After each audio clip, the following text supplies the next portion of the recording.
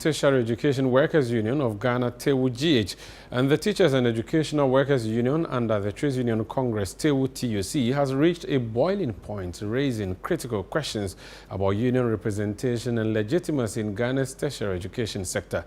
At the heart of the dispute is a disagreement over which union should represent non-teaching staff on the governing councils of public universities.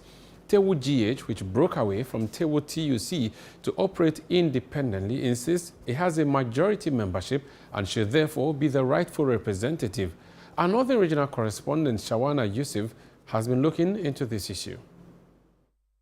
TUC, backed by the Trades Union Congress, argues that as the officially recognized union under the TUC umbrella, it retains the legitimate right to represent non-teaching staff on university councils. But tensions flared when the TUC General Secretary publicly threw his support behind TEWU TUC, prompting a sharp response from the national chairman of TEWU, Suleimana Abdul Rahman, who accused the TUC leadership of bias and undermining democratic union principles. In response to the impasse, the Ghana Tertiary Education Commission (GTEC) issued a directive on May 6th, suspending all TEWU representatives, regardless of affiliation, from participating in governing councils until the matter is resolved. Speaking to ChannelOne News, Suleimana Abdul Rahman, who also chairs the union at the University for Development Studies, UDS, emphasized that the principle of simple majority must guide the resolution. He questioned why a minority union should be allowed to represent the majority of members. Secretary General is the leader of organized labor because he has the majority members. So when it comes to TEWU Ghana, as we have the majority members, we must also be the leaders of these workers. He is the leader because he has the majority members, nothing else, nothing more.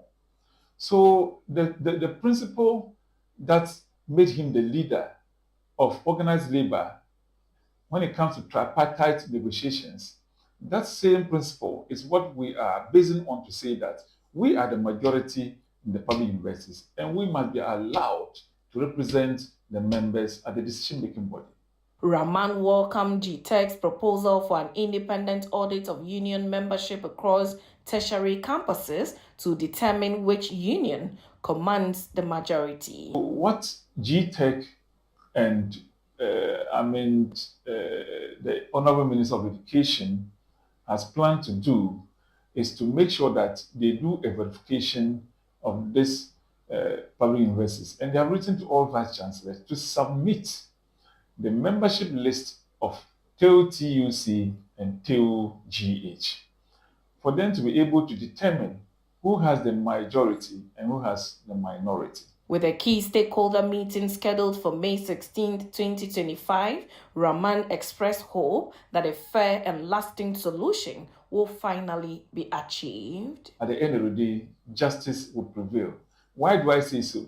Those that was, sworn into the University Council, with the disturbances and all those, and even with the disagreement, there have been a letter coming from GTEC with consultations with the Ministry of Education, saying that all these public universities who were sworn in, or TEWU members that were sworn in, they should be stayed until the matter is determined.